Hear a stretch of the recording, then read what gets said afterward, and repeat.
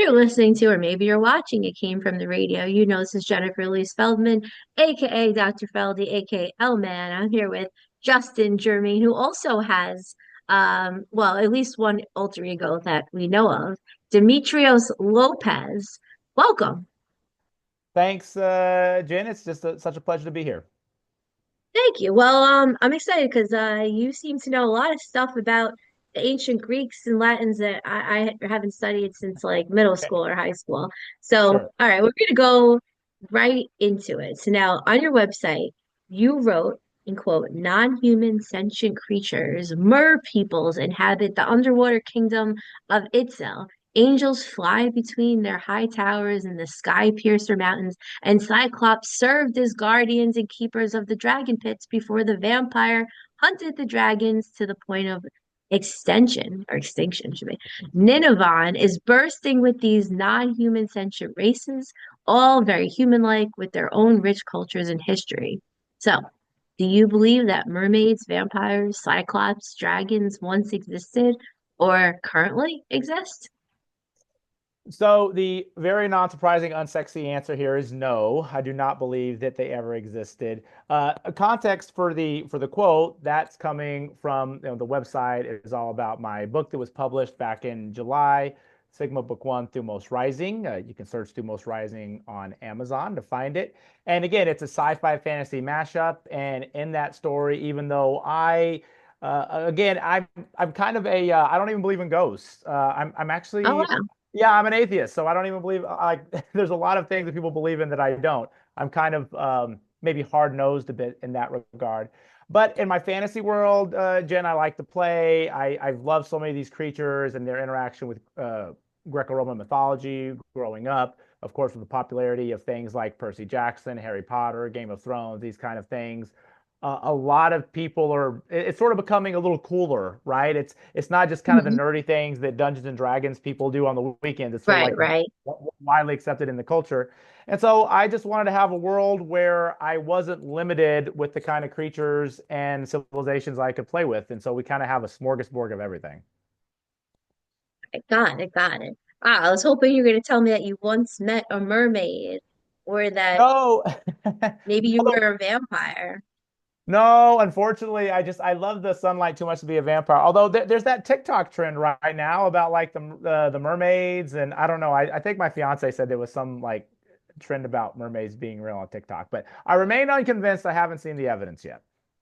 Right, all right. Moving on from that. We'll have to circle back in a couple of years to see where you're at with all this. Sure. Now, I've been listening to some of your interviews, and you mentioned writing after divorce. So my Yeah. question, because I always think about, if you get more done in a relationship, outside a relationship, if you have no relationships, do you get more done? Some people theorize if you're one of the great artists, who knows if we're gonna have great artists of our time, but Mm. would you get anything done if you had a significant other? So my question is, you get more writing done while married or after divorce?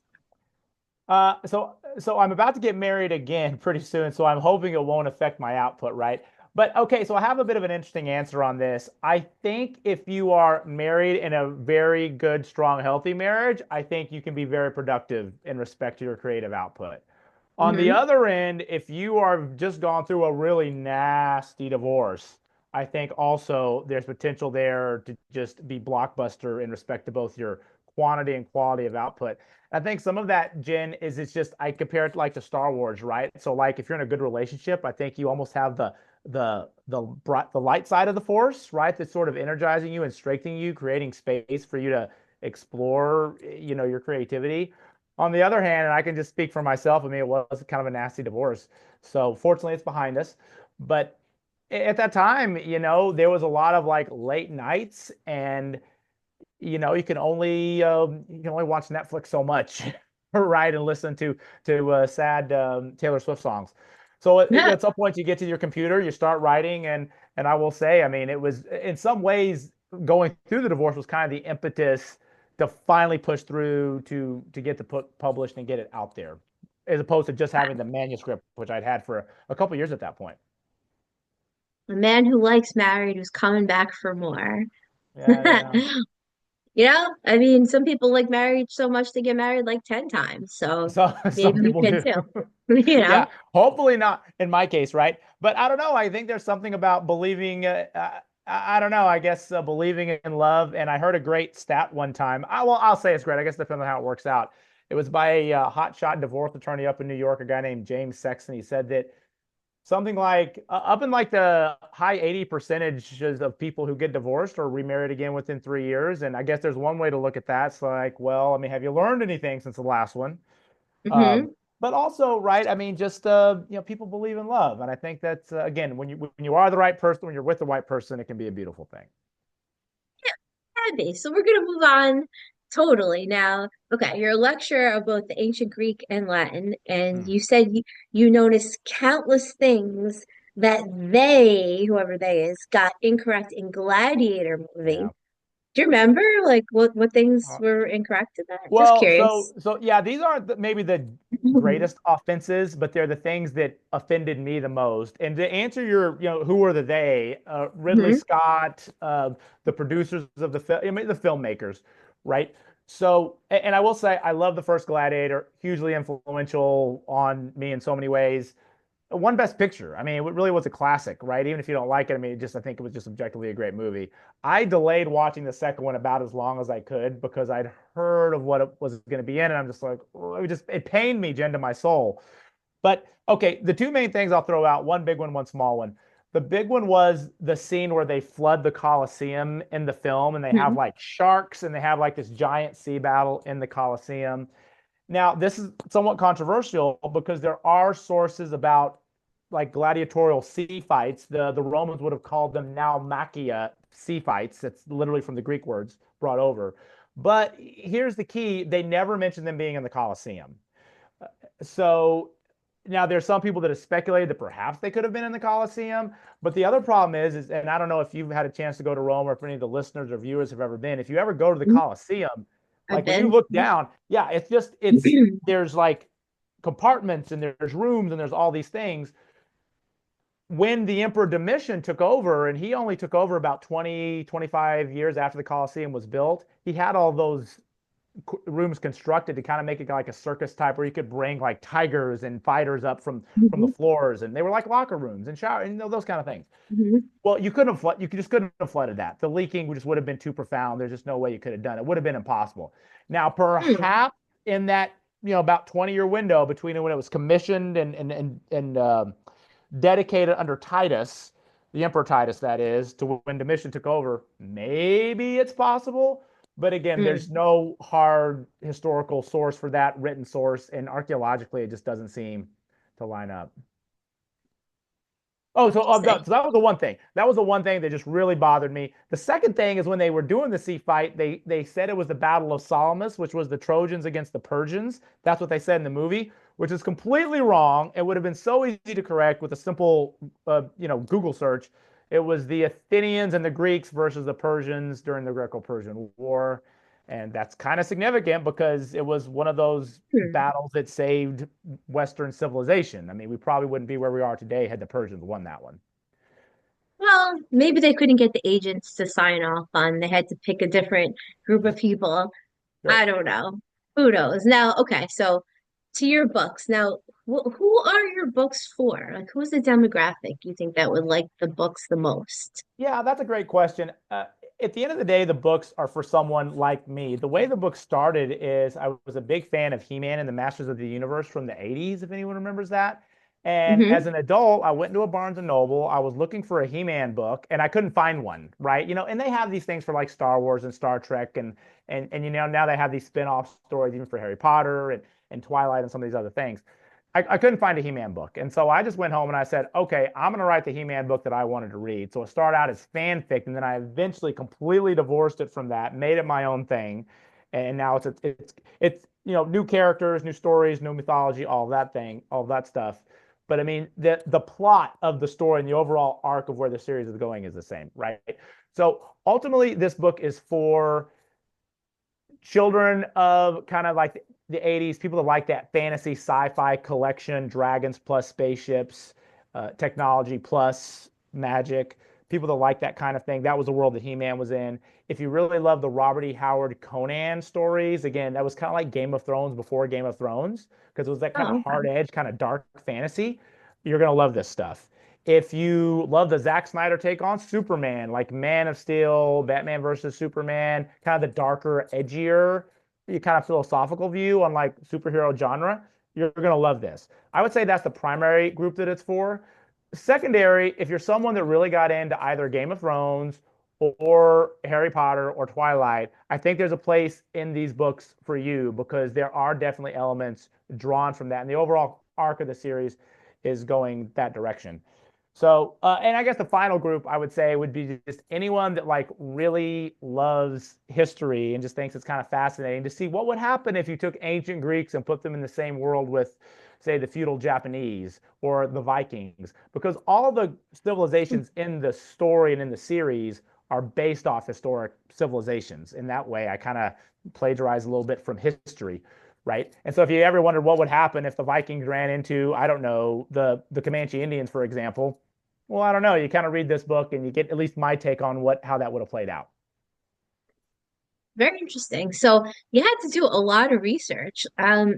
Would you say how long did it take you to do enough research to one, write all these books and then also to teach Greek mythology? Because you actually teach it too. Like, is this 20 years of Yeah. studying? It sounds like a lot. Well, okay, so I guess in respect to like the book, so I've got one book out right now. The second book is in the editing process. I've actually got to get the third draft to my editor. I or the second draft. I owe her the second draft any day now. But when I got serious about writing, when you know the story, when you know the characters, if you give it the time, right? To me, it doesn't take long to write a book. I think you can write a good book in a year, right? Or at least have a first Okay. draft ready in a year, maybe even sooner, depending on how fast you work.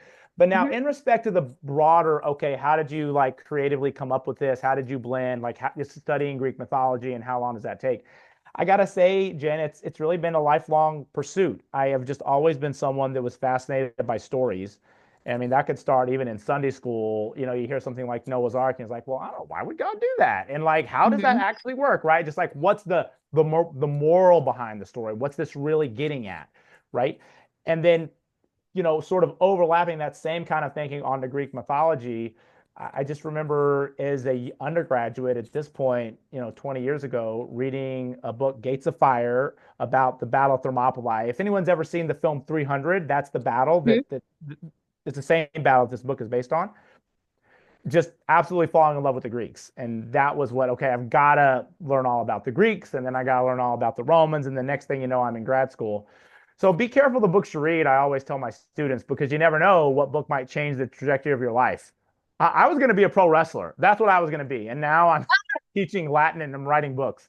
So, you got to be careful. But yeah, I mean, it's really been a lifelong pursuit. And, I'm a lifelong student. I'll keep learning and studying this stuff to the day I die. And every day there's some obscure myth that I'm like, oh, I haven't heard that, or I haven't heard that version, that take on it.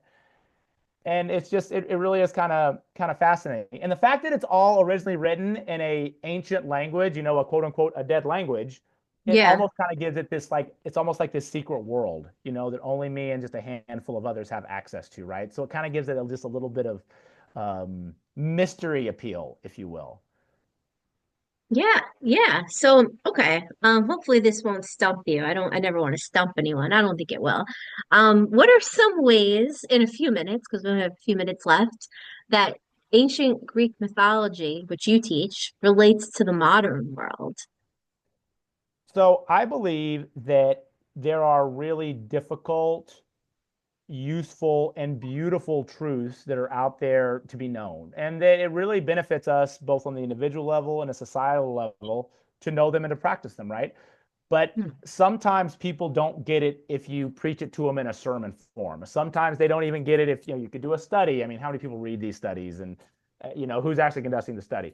But if you put something in a story, it's almost like a Trojan horse. It has a way of getting inside into a person's soul, and before you know it, you're like, oh my God, it's like this story is trying to get me to see what it's like to have this struggle, or what would it be like to be in this situation, right? Teach some Hmm. kind of universal truth about being human, and it just sort of infiltrates and it gets into your mind. I'll give you a very funny and a very quick example of this.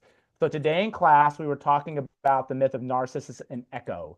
So Narcissus, he is the guy that was so hot, he saw himself in a pool of water, fell in love with himself, Hmm. started staring at himself, couldn't look away, and he died. He died. He was so in love with himself. But this girl Echo, this wood nymph, the poor girl, she saw him too. She fell in love with him. She watched him watch himself look at himself in the pool of water. She watched him as he effectively kind of killed himself, right? Because he was so in love with himself. And then she, of course, could not turn away from him. He was so beautiful. She ends up dying too. It's kind of a tragic story. A lot of the Greek myths are. But what's the moral of it? Don't fall in love with a narcissist, right? And it's in some ways, I mean, it's why can't you just tell people don't do that?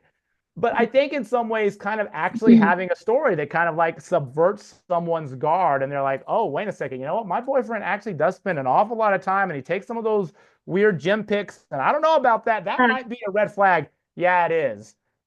Move on, right? Swipe left. Right, You right, know, and right. I could go on. I mean, some of these myths are very deep, and they could go much further than that. But I just think stories is such an effective way to teach lessons, and I think a lot of these lessons are really needed today.